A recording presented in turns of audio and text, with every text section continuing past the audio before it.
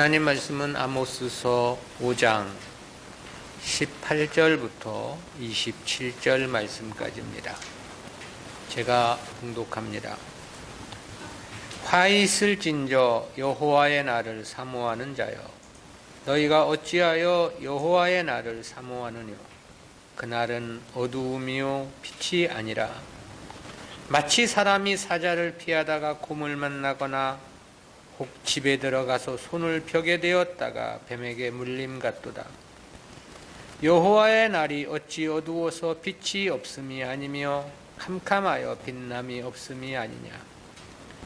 내가 너희 절기를 미워하여 멸시하며 너희 성회들을 기뻐하지 아니하나니 너희가 내게 번제나 소제를 드릴지라도 내가 받지 아니할 것이요 너희 살찐 희생의 화목제도 내가 돌아보지 아니하리라. 내 노랫소리를 내 앞에서 그칠지어다. 네 비파소리도 내가 듣지 아니하리라. 오직 공법을 물같이 정의를 하수같이 흘릴지로다.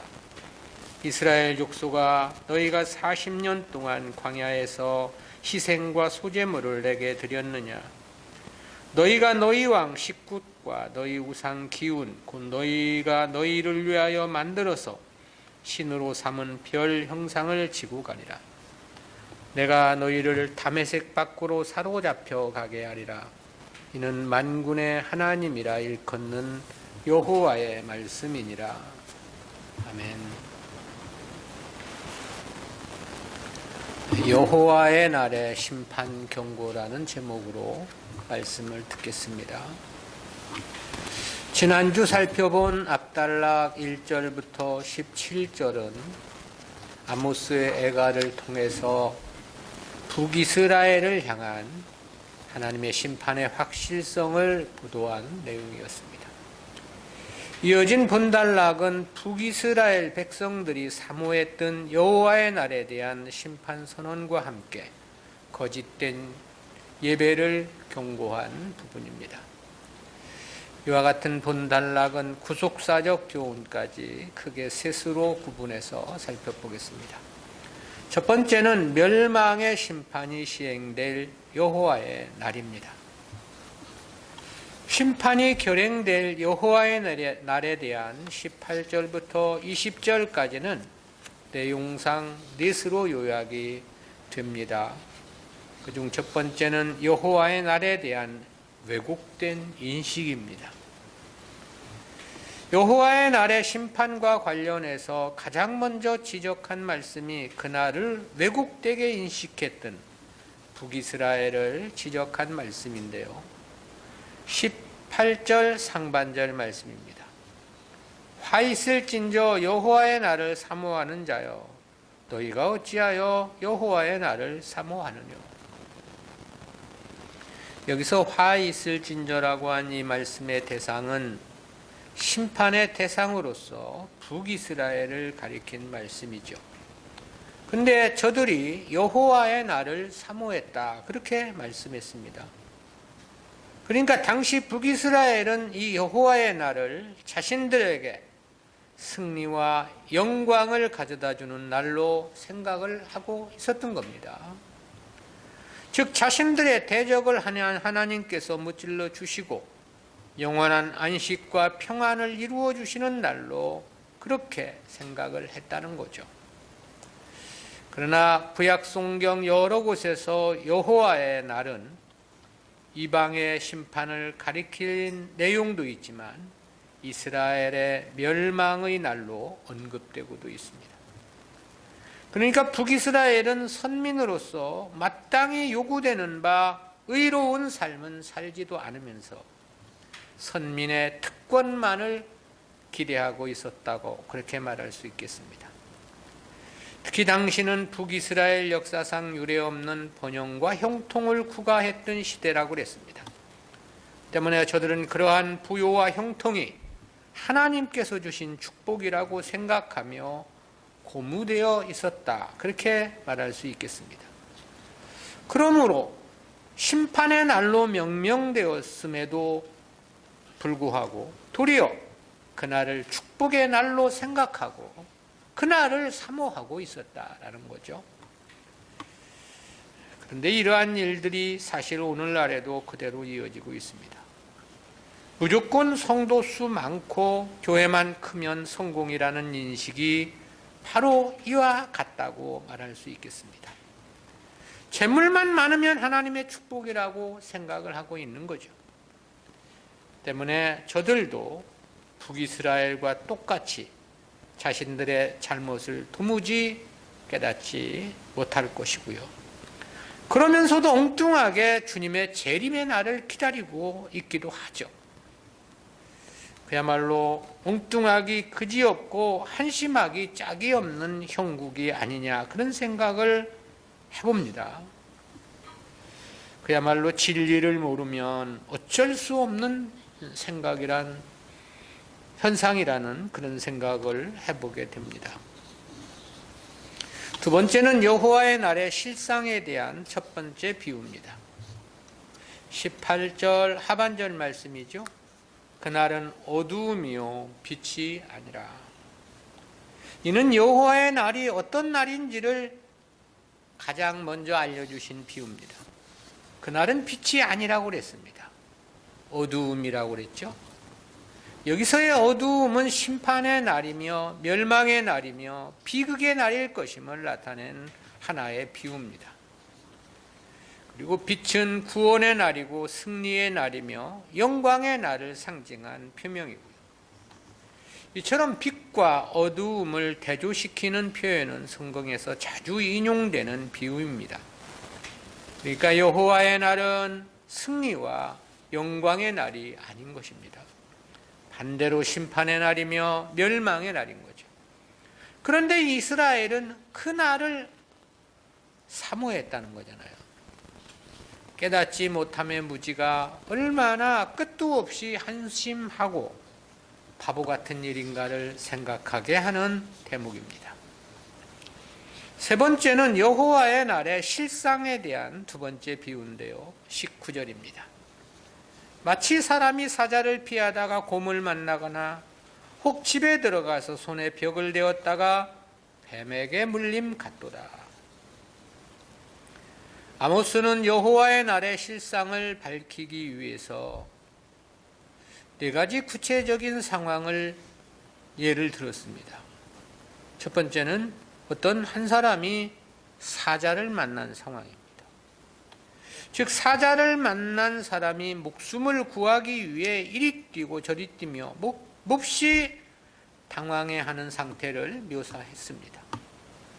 두 번째는 곰을 만난 상황이에요.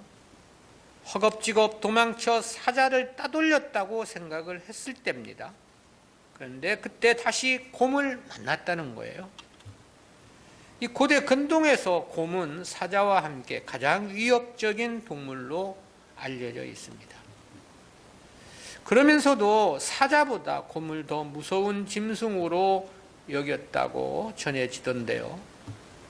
그렇다는 것은 본문에서도 사자를 먼저 말한 뒤에 곰을 말했다는 것을 볼 때도 그렇지 않은가 그런 생각을 해봅니다.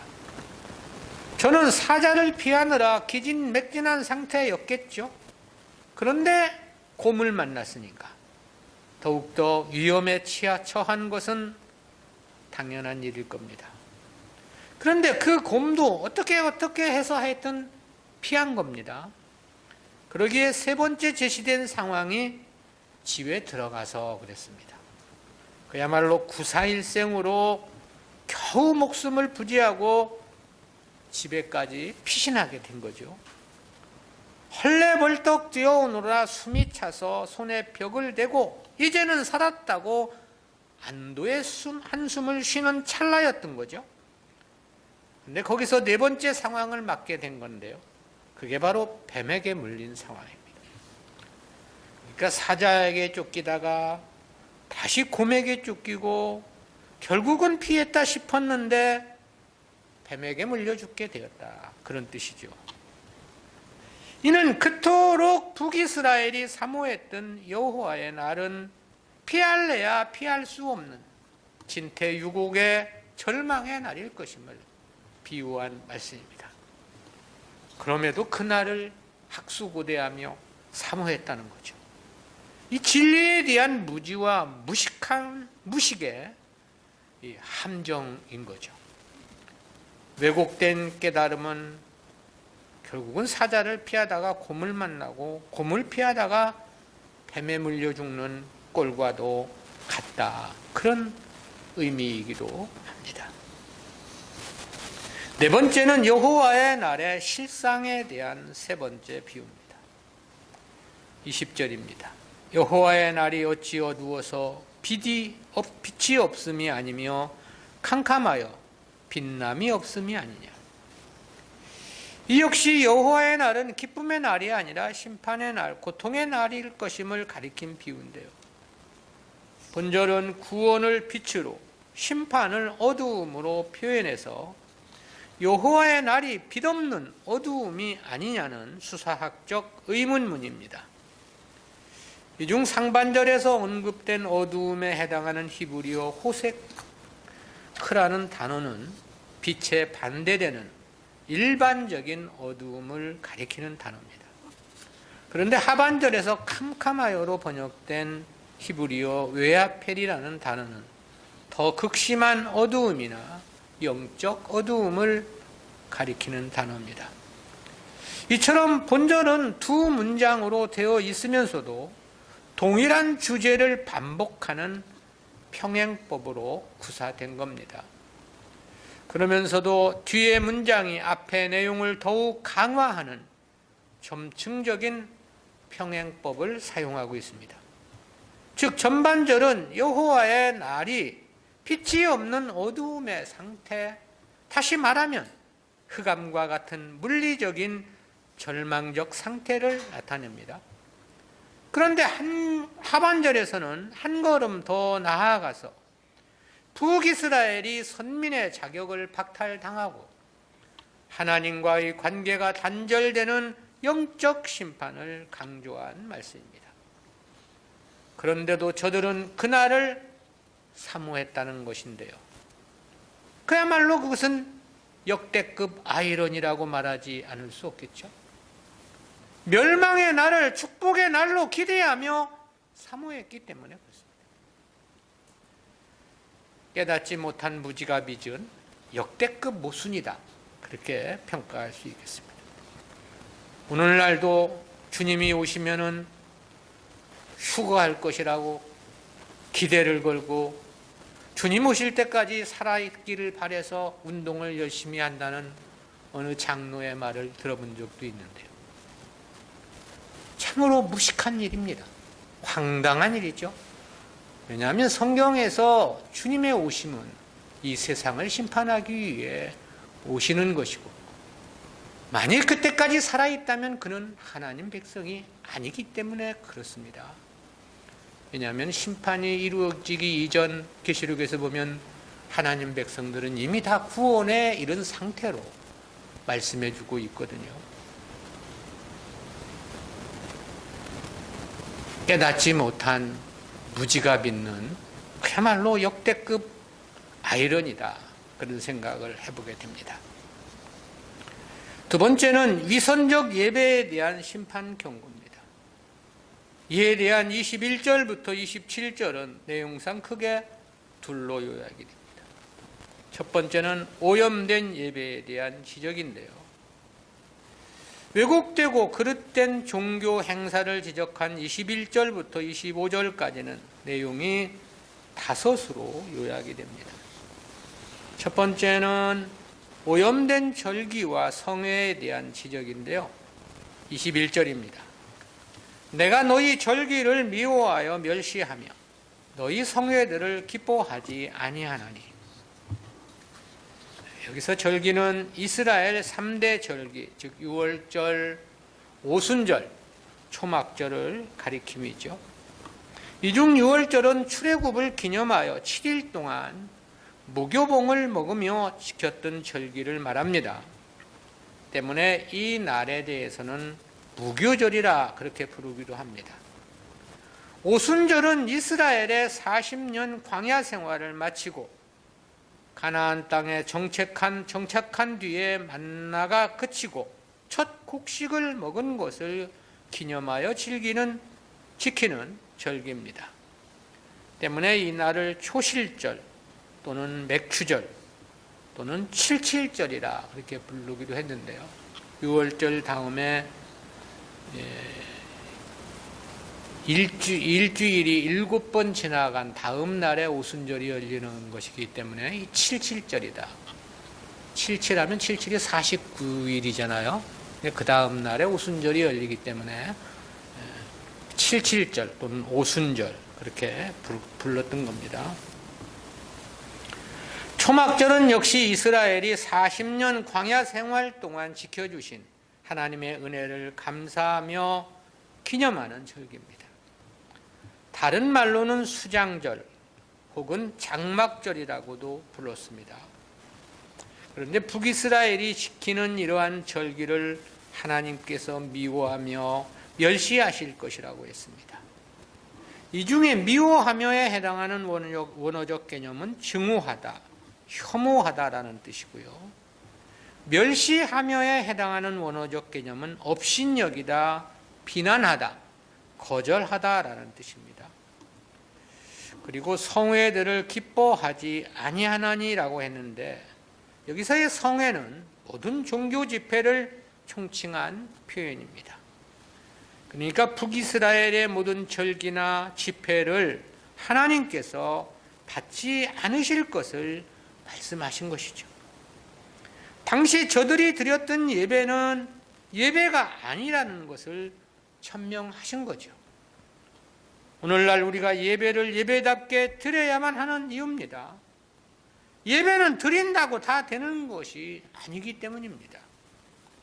하나님께서 받지 않으시면 그건 무용한 것일 수밖에 없기 때문에 그렇습니다. 두 번째는 번제와 소제 및 화목제에 대한 지적인데요. 22절이죠. 너희가 내게 번제나 소제를 드릴지라도 내가 받지 아니할 것이요 너희 살찐 희생의 화목제도 내가 돌아보지 아니하리라. 여기서 이 번제로 번역된 히브리어 올루트는 올라간다 그런 뜻입니다. 이는 제물을 모두 태워서 드리는 것으로서 하나님께 대한 온전한 희생과 드림을 의미하는 제사입니다. 소제로 번역되는 헬라어의 원형 미느하는 선물이라는 뜻인데요. 이는 곡식으로 드리는 제사로서 하나님께서 주신 곡식을 감사해서 드리는 제사입니다. 구약 성경의 여러 곳을 보면 번제와 소제는 대부분 함께 언급되고 있습니다. 그것은 소제가 번제를 드릴 때 함께 곁들여 드리는 제사였기 때문입니다. 그리고 화목제는 하나님과의 관계 회복을 위해 드리는 제사를 말하는 거고요. 근데 이러한 제사에 대해서도 받지 않으시고 돌아보지 않을 것이라고 말씀을 한 거죠. 이 중에 내가 받지로 번역된 히브리어 에르체는 기뻐하다, 즐겁게 받다 그런 뜻입니다. 그리고 내가 돌아보지로 번역된 아비트는 존중하다, 주목하다, 기쁨과 호감을 갖고 주시하다 그런 뜻인데요. 근데 이 단어의 공이 아니다라는 뜻의 부정불변사 로라는 단어가 첨부가 된 겁니다. 그러니 결과적으로는 그들의 모든 제사를 기뻐하지 않으신다는 것이고 존중하지 않으시겠다는 뜻인 거죠. 역시 제사를 드리지만 올바른 제사가 아니라는 사실을 지적하시며 하나님께서 받지 않으시겠다 그런 뜻이 되는 거죠. 세 번째는 왜곡된 찬양에 대한 지적입니다. 23절입니다. 내 노랫소리를 내 앞에서 그칠지어다. 내 비파소리도 내가 듣지 아니하리라. 여기서 내 노랫소리로 번역된 히브리어 시레카는 하나님께 제사를 드리는 순서 가운데 하나로서 성가대가 부르는 찬양을 말하는 겁니다. 이러한 찬양을 할 때는 하반절에 언급된 비파뿐만 아니라 수금이나 재금이나 나팔과 같은 여러 악기들이 동원이 되었습니다. 그런데 내 노랫소리 할 때 이 소리로 번역된 히브리어 하모는 소음, 시끄러움, 불만스러운 외침 등의 뜻을 나타내는 단어입니다. 이는 북이스라엘이 제사를 드리며 행하는 찬양에 대해서 하나님께서 어떻게 생각하시며 평가하셨는가를 잘 나타내주고 있는 거죠. 때문에 상반절에서 그칠지어다 그렇게 말씀을 하셨고, 하반절에서는 내가 듣지 아니하리라 그랬습니다.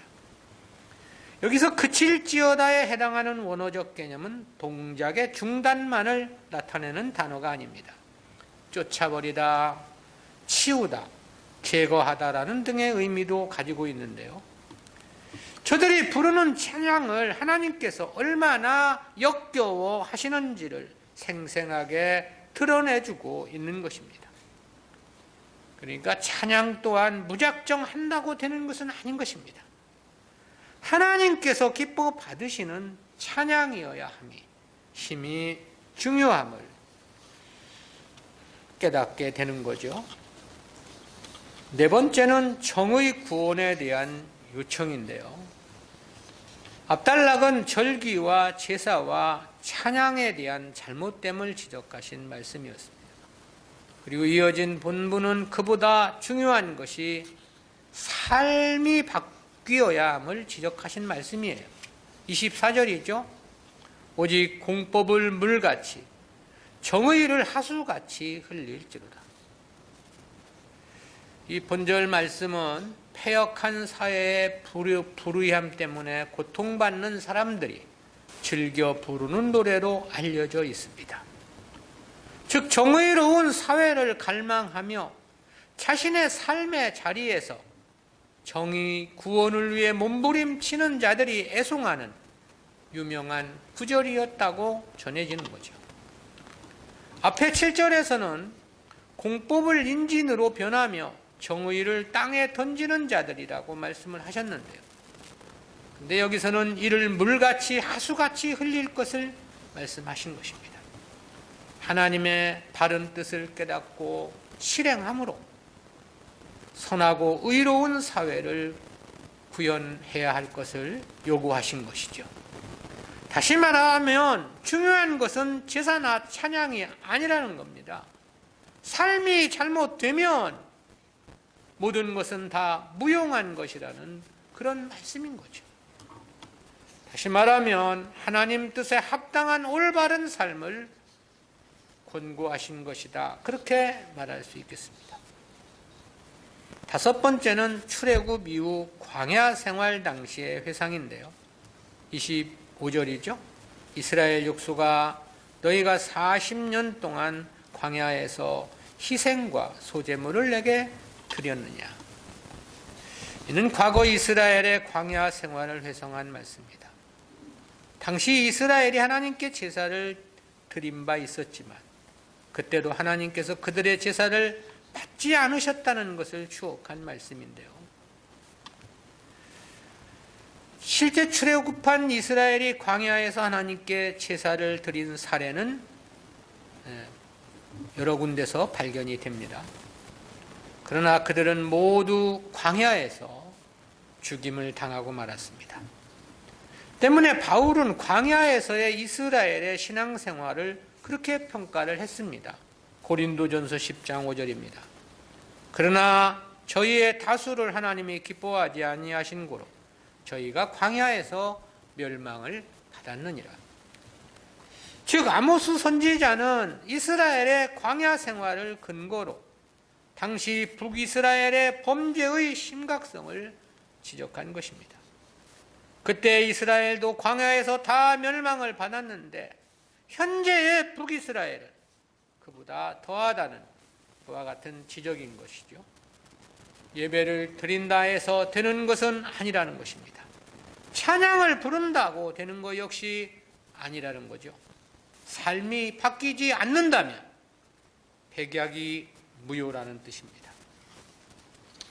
두 번째는 혼합 숭배하던 우상과의 동반 멸망을 경고한 말씀인데요. 앞선 21절부터 25절은 뿌리 깊은 그릇된 종교 행위에 대한 지적이었습니다. 이어진 본문은 그로 인한 심판을 선포한 말씀이에요. 이에 대한 26절과 27절은 둘로 구분이 됩니다. 첫 번째는 북이스라엘이 섬긴 우상과의 동반 멸망 선언입니다.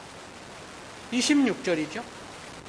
너희가 너희 왕 식국과 너희 우상 기운 곧 너희가 너희를 위하여 만들어서 신으로 삼은 별 형상을 지고 가리라.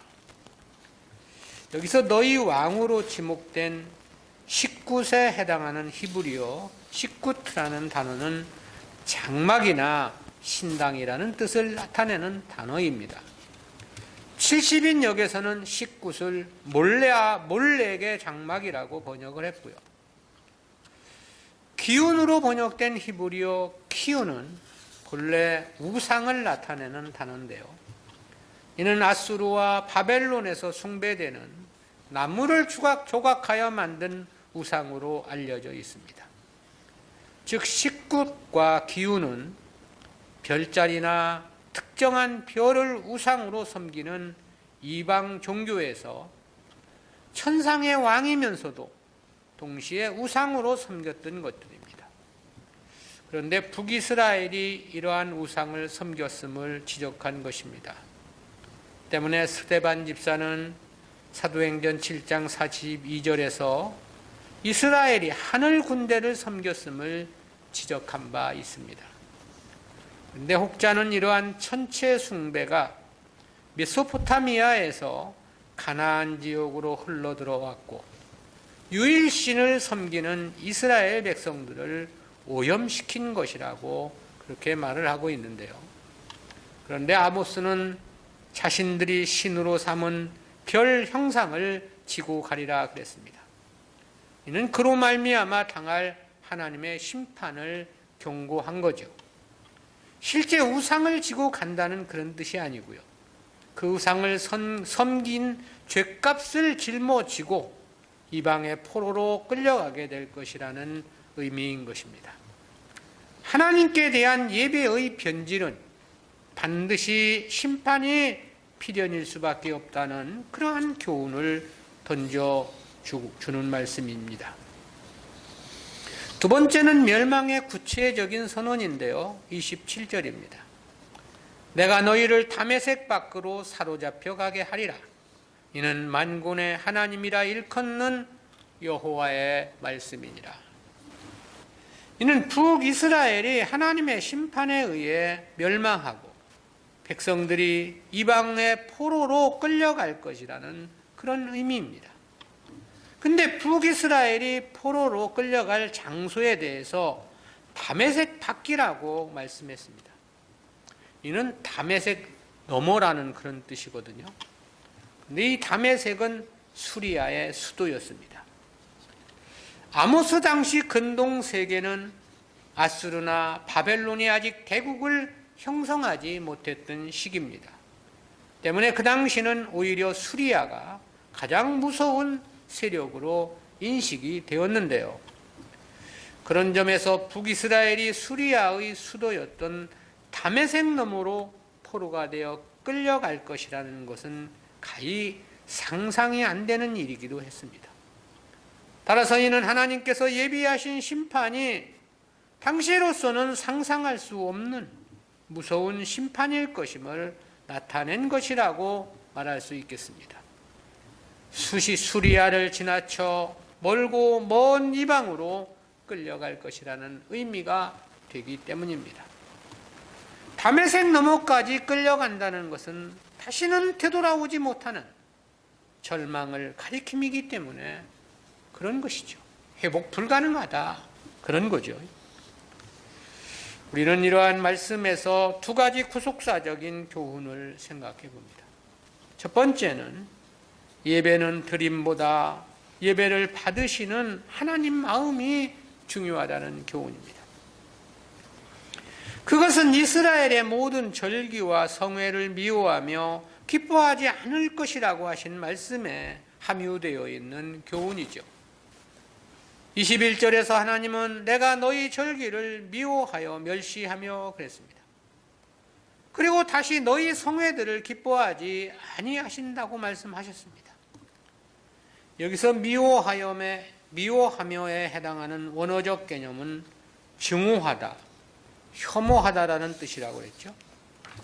그리고 멸시하며에 해당하는 원어적 개념은 업신여기다, 비난하다, 거절하다라는 의미라고 했습니다. 그렇다면 북이스라엘의 절기와 제사를 그토록 하나님께서 증오하시고 혐오하셨다는 것이 되는 거죠. 그렇다면 그 이유는 과연 무엇 때문일까? 그것은 먼저 저들이 지키는 절기가 하나님의 뜻과는 달리 자기들 마음대로 변형을 시켰기 때문이었던 거죠.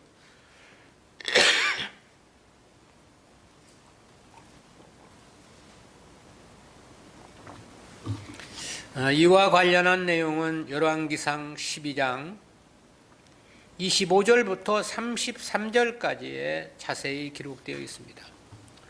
당시 여로보암은 남유다에 속한 예루살렘 단일 성전을 무시했습니다. 그 이유는 북이스라엘 백성들이 절기 때마다 그곳을 찾다 보면 민심이 모두 유다로 기울어질 것이라는 정치적인 계산 때문이었죠. 따라서 저는 자신의 정치적인 이득을 위해서 베델과 다네다, 금송아지 우상을 세웠던 것입니다. 그리고 그것이 자신들을 애굽에서 인도해 내주신 하나님이라고 왜곡을 시켰던 거죠. 그뿐만이 아니었습니다. 제사장도 레위인이 아니라 일반 백성들에게 돈을 받고 제사 업무를 감당케 했던 거죠.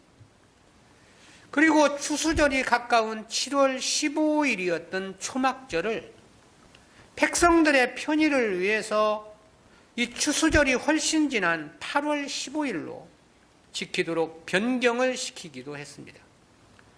그러니까 성전도 그렇고 성전 봉사자도 그렇고 거룩한 절기조차도 제멋대로 바꾼 것이죠. 한마디로 자기들 마음대로였다라는 것입니다. 이것이 바로 북이스라엘이 지킨 절기와 제사의 면모였던 거예요. 그러니 이는 제사가 아니라 오히려 가증스럽고 불경스러운 일이었던 것입니다. 때문에 하나님은 북이스라엘의 절기와 성회를 미워하고 멸시하며 기뻐하지 않으셨음을 말씀한 거죠. 그러니 자신들은 아무리 정성스레 드린다고 하고 절기를 지킨다고 열심도 냈겠지만 그것은 도리어 하나님의 분노만을 사는 꼴이었다라는 거죠. 무슨 뜻인가? 예배를 드리는 것 자체가 중요한 것은 아니다라는 것입니다. 교회만 나온다 해서 되는 거 아니다 이 말입니다. 예배를 받으시는 하나님 마음이 중요하다라는 거죠. 왜냐하면 아무리 웅장하고 화려한 예배를 드린다 하더라도 하나님께서 받지 않으시면 그것은 백해무익한 것이기 때문에 그런 거죠. 하나님의 뜻을 살펴 하나님의 뜻대로 해야 하는 절대적인 이유입니다. 신약시대의 신령과 진정한 예배의 중요성이 바로 여기에 있는 것입니다. 이 신령과 진정한 예배가 아니라면 어떻게 보면 좀 무식하게 말하면 개도 받지 않는 제사입니다. 두 번째는 예배보다 중요한 것이 성도의 삶이라는 교훈입니다. 그것은 제사와 찬양까지 거부하신 하나님께서 24절에서 오직 공법을 물같이 정의를 하수같이 흘릴지로다라고 하신 말씀에 함유되어 있는 교훈입니다. 앞에 22절에서는 번제나 소제를 드릴지라도 받지 않으실 것이라고 했습니다. 또 화목제도 돌아보지 않을 것이라고 말했습니다. 23절에서는 내 노래소리를 내 앞에서 그칠지어다 라고 말씀을 했고요. 그리고 다시 내 비파 소리도 내가 듣지 아니하리라 그랬습니다. 저들이 부르는 찬양을 기뻐하지 않으시며 역겨워하신다는 뜻입니다. 왜 하나님은 북이스라엘이 드리는 번제나 소제나 화목제도 받지 않으시고 찬양까지도 듣지 않으실 것을 말씀하신 것인가? 그 이유를 24절에서 밝혀주신 것입니다. 그에 대해서 오직 공법을 물같이 정의를 하수같이 흘릴지로다라고 말씀을 하신 것이죠. 한마디로 삶이 변화되지 않는 제사 찬양은 아무런 의미가 없다, 그런 거죠. 삶이 바뀌지 않는 제사 찬양은 오히려 역겨운 것이며 하나님의 증오만을 쌓을 뿐이라는 뜻인 거죠. 이런 경우는 사울왕의 경우에서도 찾아볼 수 있습니다. 하나님은 사울왕에게 아말렉을 진멸할 것을 명하셨습니다. 저들이 출애굽한 이스라엘 백성들을 대적한 까닭이었죠. 그런데 사울왕은 하나님의 명령을 순종치 않았습니다. 좋은 것을 하나님께 드리겠다는 명분으로 살려 돌아왔던 거죠. 그때 사무엘이 사울왕에게 그렇게 하나님의 말씀을 대언했습니다. 사무엘상 15장 22절입니다. 사무엘이 가로되 여호와께서 번제와 다른 제사를 그 목소리 순종하는 것을 좋아하심같이 좋아하시겠나이까? 순종이 제사보다 낫고 듣는 것이 수양의 기름보다 나으니. 아무리 좋은 것으로 제사를 드린다 하더라도 하나님 말씀에 순종치 않는 것은 무용하다, 그런 말씀이죠. 즉 하나님 뜻에 합당한 삶이 아니라면 어떤 하나님 섬김이라 하더라도 그것은 무의미하다는 그런 뜻입니다. 아무리 거창하고 화려한 예배라도 마찬가지입니다. 열린 예배, 구도자 예배가 중요하지 않습니다. 드럼 치고 기타 치고 피아노 치고 바이올린 켜며 예배와 찬양을 한다 해서 하나님께서 받으시는 게 아닙니다. 파이프 오르간을 치고 오케스트라와 같은 관현악에 맞추어 가수 같은 아름다운 소리, 좋은 음질로 찬양을 한다 해서 하나님이 받으시는 거 아닙니다. 삶이 뒤바뀌지 않으면 그야말로 그것들은 모두가 역겨운 소리, 시끄러운 소리에 불과하다, 이 말인 거죠. 꾀꼬리 같은 소리, 천사의 찬양이라 하더라도 울리는 징, 소리나는 꽹과리에 불과할 뿐인 것입니다. 내 뜻이 아니라 하나님의 뜻을 따름이 중요한 이유입니다. 자신이 아니라 주님을 위한 삶으로의 변환이 반드시 요구되는 이유이기도 하죠. 이 세상이 아니라 영생을 목적한 삶이 절대적으로 요구되는 이유이기도 합니다. 이것이 안 되면 1000가지, 10,000가지, 50,000가지의 모든 하나님 섬김이 전혀 의미가 없을 것이기 때문입니다. 그런 신앙생활은 도리어 사자를 피하다가 곰을 만날 것이며 곰을 피했다 싶었는데 뱀에게 물려 죽는 것처럼 캄캄한 절망적 삶이기 때문에 그렇습니다. 담에색 너머로 끌려가서 다시는 돌아올 수 없는 그야말로 캄캄한 절망이기 때문에 그렇습니다. 어찌하든 하나님의 뜻이 무엇인가를 살펴야 하고 어찌하든 그 하나님의 말씀대로 행하기 위해 최선을 다해야 한다라는 거죠. 기도하십니다. 사랑의 하나님, 은혜를 감사합니다. 오늘도 주님께서 주신 귀한 말씀을 통해서 우리가 어떠한 마음으로 하나님을 섬겨야 할 것인가를 깨닫게 해 주심 진실로 감사합니다. 아무쪼록 올바른 하나님의 뜻을 깨달을 수 있는 지혜를 허락해 주시고 아무쪼록 하나님이 깨닫게 해주신 그 진리를 따라 살아가는 삶이 될 수 있도록 주여 저희들을 인도해 주시옵소서. 내가 아니라 주님을 위한 삶으로, 세상이 아니라 영생을 소망하는 삶으로 살게 하여 주옵소서. 감사드리옵고 예수님의 이름으로 기도드리옵나이다. 아멘.